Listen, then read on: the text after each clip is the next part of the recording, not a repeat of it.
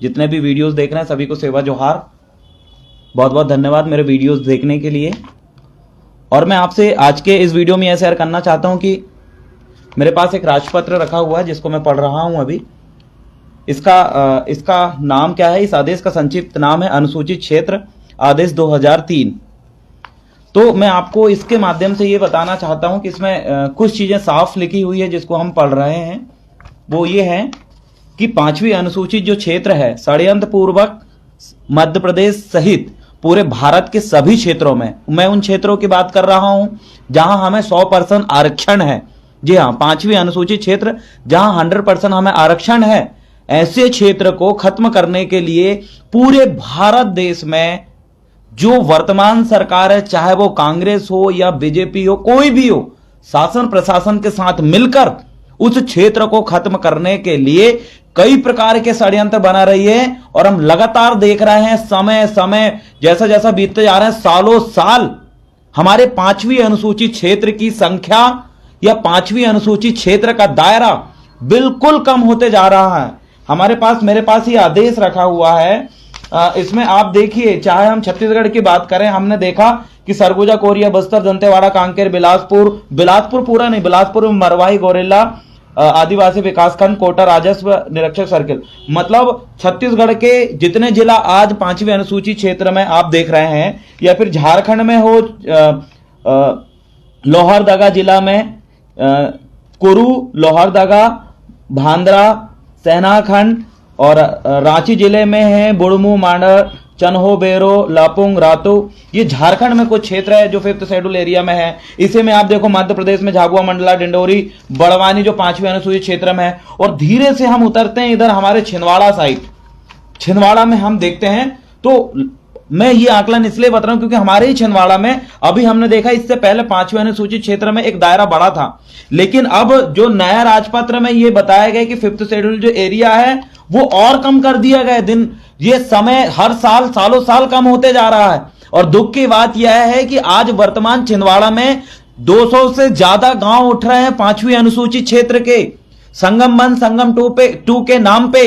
लेकिन उस क्षेत्र में रहने वाले हमारे ही आदिवासी भाई और कुछ गैर आदिवासी जो रह रहे हैं, वो उस 5वीं अनुसूचित क्षेत्र जो बांध के नाम पे निकल रहा है, सिंचाई कॉम्प्लेक्स, एक बड़ा प्रोजेक्ट जो बना रही है यहां की सरकार, मध्य प्रदेश सरकार, जिसको हर 26 जनवरी 15 अगस्त में हम देखते हैं वो प्रचार करती है। यहां छिंदवाड़ा पे हमने देखा सिंचाई कॉम्प्लेक्स के नाम पर पूरे 5th शेड्यूल एरिया जहां 100% हमें आरक्षण है, जिस दायरे में हमें 100% आरक्षण है, उस क्षेत्र को खत्म कर रहे हैं। और बड़ी दुख की बात यह है कि वहां पर मुआवजा लेने से हमारे लोगों को मना कर देना चाहिए था स्पष्ट रूप से, ताकि वो क्षेत्र खत्म ना हो। लेकिन दुख की बात यह है कि वहां के लोग मुआवजा ले रहे हैं। हम सबको समझाएं, बार बार मीटिंग लिया, लेकिन किसी कारणवश जो राजनीतिक लोग हैं उस क्षेत्र में घुसकर हमारे लोगों को यह बोल रहे हैं कि 5वीं अनुसूचित जो क्षेत्र है, जो सिंचाई कॉम्प्लेक्स, जिसमें देवगढ़ जो परिक्षेत्र छिंदवाड़ा में देवगढ़ राजा जाटवा साहा का एक धरोहर है, किला है, वो जिसमें प्रभावित हो रहा है, उस क्षेत्र की जमीन प्रभावित हो रही है, जहां 800 कुआं 900 बावलियां का इतिहास निकला है, हर बावली में 2 मंजिला महल निकल रहे हैं, वो क्षेत्र निकल रहा है डूब क्षेत्र में, और वहां के लोग इसका मुआवजा ले रहे हैं। और मैं ये बार बार लोगों को कहना चाहता हूं कि साथियों, अगर 5वीं अनुसूचित क्षेत्र खत्म होता है तो आपका जो विशेष अधिकार है जो उस क्षेत्र में मिलता है, वो अधिकार भी खत्म होता है, क्योंकि सरकार सीधे 5वीं अनुसूची को खत्म नहीं कर सकती। उनको पता है, क्योंकि ये जीता जागता सबूत है। आज छत्तीसगढ़ में जो बस्तर की जो क्षेत्र बचा हुआ है, जो जंगल बचा हुआ है, वो वहां के क्षेत्रवासियों के द्वारा बचा हुआ है। लेकिन दुख की बात यह है कि उस जंगल में रहने वाले आदिवासियों को खदेड़ने के लिए सरकार ने इतने सैनिक तैनात कर रखे हैं जितने जम्मू कश्मीर में नहीं है।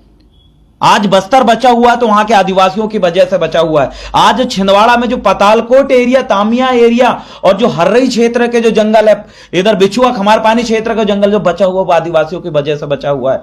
लेकिन सरकार को जमीन अपने प्रॉपर्टी जो पूंजीपति उनको देने के लिए किसी भी हद तक ये इनकी निगाह जंगलों पे है, हमारे 5वीं अनुसूचित क्षेत्र पे है। क्योंकि जहां जंगल है वहां आदिवासी है, जहां आदिवासी है वहां जंगल है। तो मैं आपसे यह आग्रह करना चाहता हूं कि हमारा पूरा देश में एक विश्वव्यापी आंदोलन छेड़ने की बारी है, हमारे 5th शेड्यूल, हमारा अधिकार बचाने के लिए। 100% आरक्षण जहां पर है, जहां हमें स्वशासन का अधिकार है, जहां की हर जमीन पे हमारा अधिकार है, उस जमीन को बचाने के लिए आज विश्वव्यापी आंदोलन की जरूरत है। मैं ये चाहता हूं कि बात सिर्फ हमारे छिंदवाड़ा जिले की नहीं है, बात सिर्फ मध्य प्रदेश की नहीं है, पूरे देश के आदिवासी एकजुट होकर संगठनवाद, पार्टीवाद को भूलकर एक साथ अपने हक और अधिकार के लिए लड़ें, आवाज उठाएं। इस हेतु आप सभी लोगों को मैं ये आज इस वीडियो के माध्यम से आवेदन करना चाहता हूं कि प्लीज आप सभी लोगों से हम्बली रिक्वेस्ट है कि 5th शेड्यूल एरिया की जो जगह है उसको बचाएं, खत्म होने से उसको बचाएं, क्योंकि सालों साल खत्म हो जाएगी और एक समय ऐसा आएगा कि सरकार साफ बोल देगी कि कोई 5th शेड्यूल एरिया नहीं है, सब खत्म हो चुका है। किस चीज का स्वशासन का अधिकार चाहिए, कहां की 5वीं अनुसूची का अधिकार चाहिए, कहां 6वीं अनुसूची का अधिकार चाहिए, शासन ये साफ बोल देगी। तो ये बहुत बड़ी संकट की घड़ी है। और इसी के साथ साथ अगर हम 5th शेड्यूल जो है उसको बचाने के लिए विश्वव्यापी जो आंदोलन करेंगे, उसके साथ साथ हमारे छोटे छोटे बड़े बड़े मुद्दे हैं, चाहे वो जनजाति कार्य विभाग को लेकर हो। जी हां, मैं जनजाति कार्य विभाग की बात कर रहा हूं। मैंने अपने एक वीडियो के माध्यम से भी बताया हूं ये सारी जानकारी। मध्य प्रदेश के साथियों के लिए मैं ये जानकारी साझा करना चाहता हूं कि मध्य प्रदेश में 52 से ज्यादा जनजाति कार्य विभाग ने जो योजनाएं लॉन्च की है, उसमें से एक सबसे महत्वपूर्ण चीजें हमने ये देखे हैं। ये देखिए, मैं आज एक अनुष्ठान की बात करें, हमारे धार्मिक सांस्कृतिक स्थल को संरक्षण के लिए सरकार जो जितना बजट निकाल रही है, फेंक रही है, खर्च कर रही है व्यर्थ में, आप ये देख सकते हैं। ये मेरे हाथ में कागज है और इसके बारे में जानिए। सबसे इसमें लिखा आदिवासी संस्कृति एवं देवठान संरक्षण योजना नियम 2019 के माध्यम से इनका संक्षिप्त नाम है आदिवासी संस्कृति एवं देवठान संरक्षण योजना। और इन्होंने इस योजना के अंतर्गत इनका मुख्य उद्देश्य क्या है, आप ये जानिए। सबसे पहले मुख्य उद्देश्य है कि प्रदेश के विभिन्न आदिवासी समुदायों के पारंपरिक देव स्थलों और उनके संबंधित सांस्कृतिक विशेषताओं, धार्मिक विश्वास और मान्यताओं के संरक्षण, विस्तार और प्रचार प्रसार करना इस योजना का उद्देश्य है। किसका प्रचार प्रसार करना? हमारी धार्मिक विश्वास, मान्यता और संस्कृति, परंपरा और देव स्थल और हमारे समुदाय का संरक्षण करना और उनको प्रचार प्रसार करना, यह इनका उद्देश्य था। और इस उद्देश्य के अंतर्गत गांव में स्थापित देवी देवता के लिए पारंपरिक आदिवासी शैली की देवगढ़ी, मढ़िया, देवठान, थानक निर्माण, इन सभी का काम इनका था। ऐसे गढ़, गढ़ी, देवठान, थानक जहां साल भर श्रद्धालुओं का आवागमन होता है, चाहे हमारा देवगढ़ का किला हो या आपके क्षेत्र में कोई भी किला हो, ये इस योजना के अंतर्गत शासन प्रशासन को आप अवगत कराएं कि जो पैसा शासन प्रशासन आज इस देवठान और इस मद का पैसा को व्यर्थ गवा रही है कार्यक्रम करवा के। और कार्यक्रम कौन करता है? वहां जो वर्तमान सरकार रहती है, वहां के नेता इकट्ठे होते हैं और बड़ा कार्यक्रम करा के जो हमारा इनमें जो पैसा खर्च होने चाहिए, हमारे गांव के जो सांस्कृतिक स्थल को मरम्मत में, हमारी संस्कृति को बचाने में खर्च होने चाहिए, वो पैसा ये एक ही दिन में उड़ा रहे हैं। साथियों, आप सभी लोगों से आग्रह है कि आदिवासियों की अपनी पहचान उनकी संस्कृति से है, उनके रीति रिवाज, रहन सहन से एक आदिवासी आदिवासी कहलाता है।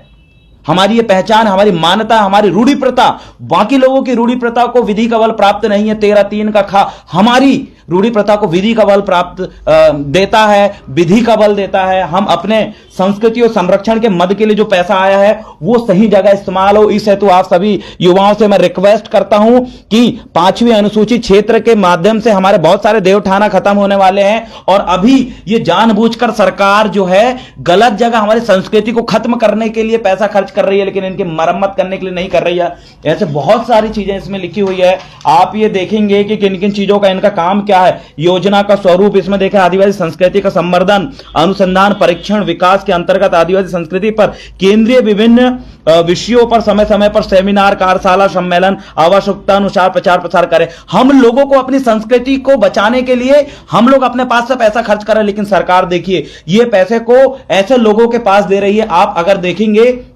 सही तौर पे, तो मैंने इससे पहले एक वीडियोस बनाया था कि जो हमारे संग्रहालय है, ट्राइबल म्यूजियम है, उन म्यूजियम में हमारी मान्यता, हमारे देवठाना, चाहे गोटोलो, हमारे पैनों के नाम हो, हमारे पुरखों के नाम के साथ किस प्रकार से खिलवाड़ करें। और इसमें करोड़ों रुपए बजट आवंटित होता है और ये सेमिनार, कार्यशाला करने के बावजूद भी सरकार को हमारी संस्कृति रिवाज और संस्कृति रीति रिवाज के बारे में कौड़ी का भी ज्ञान नहीं है। जनजाति कार्य विभाग को, ये सांस्कृतिक डिपार्टमेंट को कौड़ी का भी ज्ञान नहीं है और जो इतना पैसा खर्च करते हैं। हम लोग अभी दिल्ली में, मैंने बताया 23 फरवरी को एक धरना प्रदर्शन जंतर मंतर में हो रहा है ट्राइबलों का अपने जनगणना कॉलम के लिए। और देखिए हम लोग कर रहे हैं, वो पूरे आदिवासी लोग अपने पास से पैसा खर्च कर रहे हैं, जबकि ये काम सरकार का था। जो कार्यशालाएं वो ऑर्गेनाइज करती है, जो सेमिनार ऑर्गेनाइज करती है, कितने सेमिनारों में इनने हमारे ट्राइबल जो कल्चरल को लेकर मूवमेंट जो चलाते हैं भूमिका, और इनको बुलाया, एक में भी नहीं बुलाया। कुल मिला के शासन भी हमारा संस्कृति और इन सबको खत्म करने के लिए किसी भी हद तक आगे जाने को तैयार है। लेकिन क्या हमारे भाई लोग जो भी हैं, क्या अपनी संस्कृति, रीति रिवाज और 5वीं अनुसूची को बताने के लिए तैयार है? अगर तैयार हैं तो आप सभी लोगों से एक निवेदन है, आज ही अपने मोबाइल में जनजातीय कार्य विभाग की साइड खोलें। मैं आपको बताता हूं, ये देखिए ये साइड है जनजातीय कार्य विभाग की, मैंने खोला हूं ये जनजातीय कार्य विभाग। हम सीधा जनजातीय कार्य विभाग की साइड खोलें और उसमें ये देखिए हमारे बारे में, इसमें आप जूम कर रहे हैं और थोड़ा सा पास में लेकर आए तुलसी भैया, जनजातीय कार्य विभाग की साइट खोलें। पहले जनजातीय कार्य विभाग के हमारे बारे में, उनके बारे में पूरी जानकारी निकाली कि आखिर क्या है जनजातीय कार्य विभाग, क्या काम करता है, और इसके बारे में योजनाएं और पुरस्कार, टोटल जनजातीय कार्य विभाग में कितनी योजनाएं चल रही है, कितनी जमीनी स्तर पर फॉलो हुई है, कितने का इनने सिर्फ कागज दस्तावेज लगाकर पैसा निकाल के खा गए हैं।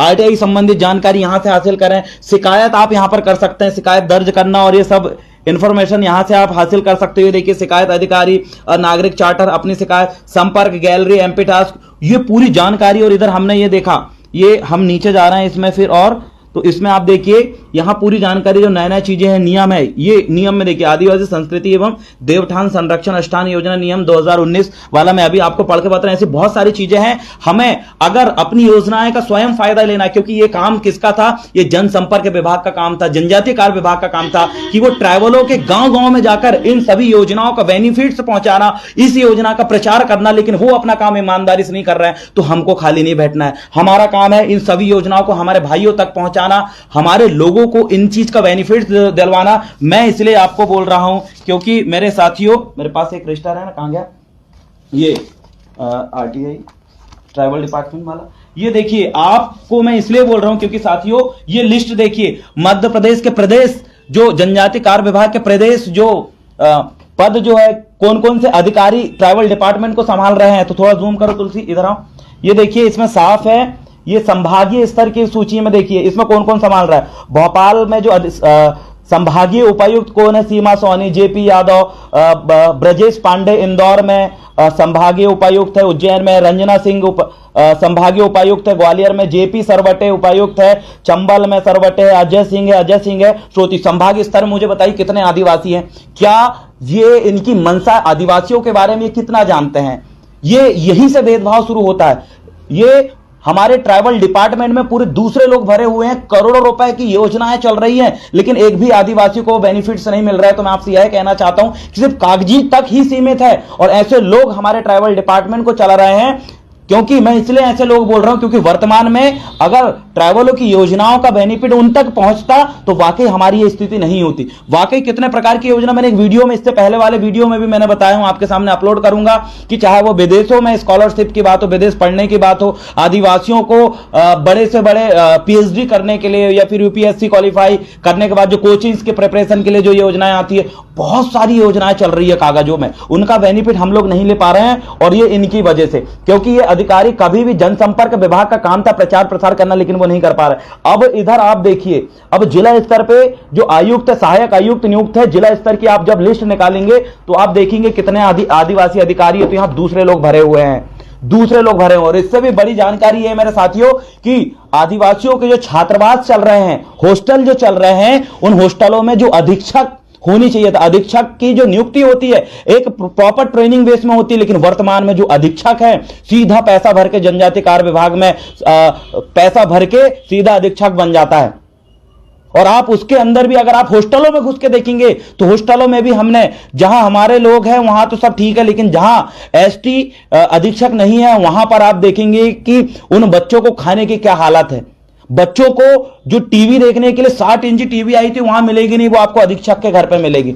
बच्चों को खाना किस लेवल में मिलता है, फिस्ट किस लेवल पे मिलती है, उनको जो सोने की गद्दा रजाई कब का परिवर्तन वो करते हैं, यहां पे देखेंगे। वहां अगर ग्रामीण क्षेत्र में जहां हॉस्टल है, जहां गैर आदिवासी अधीक्षक, वहां स्थिति अगर देखेंगे तो आपको पता चलेगा कि वहां शौच करने की जगह तक साफ नहीं है, खाने के लिए ढंग से खाना नहीं दिया जाता, मुश्किल से 2 रोटी 3 रोटी मिलती है। तो मैं आपसे यही कहना चाहता हूं कि अब हमारे हक और अधिकार के लिए हमें स्वयं जागना है, किसी के भरोसे हम नहीं बैठेंगे। मेरा बताने का यह उद्देश्य है कि हम अपने हक और अधिकार के लिए स्वयं लड़ें, भ्रष्टाचार को रोकें। अगर हम समय रहते अगर ये नहीं करेंगे तो जो पत्रकार लोग ब्लैकमेलिंग करके पैसा छापने का काम कर रहे हैं, और बहुत सारे लोग हैं जो हमारे आदिवासी विभागों में जाकर सिर्फ मलाई खाने का काम करते हुए लगातार कई सालों से चलता आ रहा है, और सबसे ज्यादा भ्रष्टाचार हमारे ट्राइबल डिपार्टमेंट में था। आप सभी लोगों से निवेदन है कि सर्वप्रथम 5वीं अनुसूची जो क्षेत्र है उसको बचाने के लिए जो लगातार जिसका क्राइटेरिया कम होता जा रहा है, उसको बचाने हेतु हमें बड़े रूप में मीटिंग करके एक विश्वव्यापी आंदोलन करना है, ताकि हमारे क्षेत्र में हम किसी प्रकार की जमीन ना दें। विकास के नाम पे आदिवासियों का विनाश करने का काम कर रहे हैं। हम इस प्रकार की कोई भी योजनाओं का समर्थन नहीं करेंगे जो हमें विस्थापित करे। विस्थापित हम नहीं होना चाहते। और मैंने आपको बताया कि किस प्रकार से आपको अपनी जानकारी मोबाइल के माध्यम से स्वयं हासिल करें और अपनी योजनाएं का बेनिफिट्स लें, और जो चीजें समझ में नहीं आती हैं तो कोशिश करें आप उनको यूट्यूब में, आजकल बहुत सारे वीडियोस बन रहे हैं, फिर इनमें गूगल में डली हुई है बहुत सारी योजनाएं। अगर फिर भी समझ में नहीं आती है तो आप मुझसे कांटेक्ट करें, हम मिलके अपने समाज के आर्थिक, सामाजिक, शैक्षणिक विकास की ओर एक कदम बढ़ाएंगे। और शैक्षणिक स्तर पे बहुत सारे एनजीओ, फर्जी एनजीओ चल रहे हैं। जी हां, आपके जिला में आप देखिए इतने सारे फर्जी एनजीओ है जो जनजाति कार्य विभाग से आदिवासियों की शैक्षणिक स्थिति, संस्कृति की स्थिति और उनकी सभी धार्मिक स्थिति को सुधारने के लिए, संरक्षण के लिए इतने सारे एनजीओ है जो इतना फंड, लाखों रुपए फंड ले रहा है और जमीन स्तर पर कौड़ी का काम नहीं। भ्रष्टाचार के खिलाफ आवाज उठाएं और इन योजनाएं का फायदा लें। इसलिए यह वीडियो को मैंने आपके सामने बनाया। बहुत बहुत धन्यवाद जो मेरे वीडियोस को देख रहे हैं। और उन तमाम साथियों को मैं कहना चाहता हूं, हाँ, हमारे भाई जिला उपाध्यक्ष मिथुन धुर्वे जी के साथ जो घटना घटी वो निंदनीय है। उसके लिए हमने आईजी से लेकर तमाम अधिकारियों तक इसका आवेदन पहुंचाया है कि अगर उन आरोपियों, जो चिन्हित आरोपी है जिनका नाम स्पष्ट हो चुका है, वो घर से गोल हैं। हम अभी आंदोलन इसलिए नहीं कर रहे क्योंकि हम कोविड गाइडलाइन का पालन कर रहे हैं, नहीं अभी तक हम पूरा छिंदवाड़ा जाम कर सकते थे। हमने अधिकारियों से आज भी बात किया है कि उनको जल्द से जल्द ढूंढ के पकड़ के कड़ी से कड़ी सजा दे, अन्यथा हम कानून अपने हाथ में लेना जानते हैं। इससे पहले भी हमने आंदोलन किए हैं और आरोपियों की सजा हम भी दे सकते हैं, लेकिन हम संविधान को मानने वाले लोग हैं, इसलिए तमाम संवैधानिक कदम का हम यूज कर रहे हैं। और शासन प्रशासन को हमने पहले भी चेतावनी दे चुके हैं और अभी भी हम यह चेतावनी देते हैं कि भाई मिथुन धुर्वे पर जिन जिन अपराधियों ने, जिन जिन दोषी जो है, जो बुजदिल है, जिन लोगों ने पीछे से हमला करे हैं, उनको हम ये भी चेतावनी देना चाहते हैं कि अकेला ना समझें। हम चाहें तो घर में घुस के मार के आ सकते हैं, लेकिन हम संविधान को मानने वाले लोग, हमने फिर बताया कि हम बहुत कुछ कर सकते हैं और हमने किए भी हैं। ये हमें बोलने की आवश्यकता नहीं है। हमारी कार्य श्रेणी आप पीछे देखिए, सब लोग जानते हैं। तो बुजदिल हैं जो लोग पीछे से हमला करने वाले हैं, वो ये ना समझे कि हम डरे हुए हैं। हम सबक सिखाना अच्छी तरीके से जानते हैं। ये छिंदवाड़ा के हम शेर है, दादा मनमोहन साहब भट्टी जी के कदम चिन्हों पे हम चलते हैं, दादा मरकाम जी के विचारधारा पे, दादा आचार्य मोतीराम कंगाली जी के विचारधारा पे चलने वाले लोग हैं। हमारा काम ही हमारा जवाब देता है, ये हम लोगों को बता चुके हैं। आगे भी निरंतर काम करते रहेंगे। और किसी भी, और एक चीज और, जब भी किसी के साथ कोई विपत्ति आती है तो हम ये देखते हैं साथियों, जिन लोगों को वहां हमारे लोगों की सपोर्ट करना चाहिए इस कंडीशन में, वो लोग बिल्कुल नहीं आते।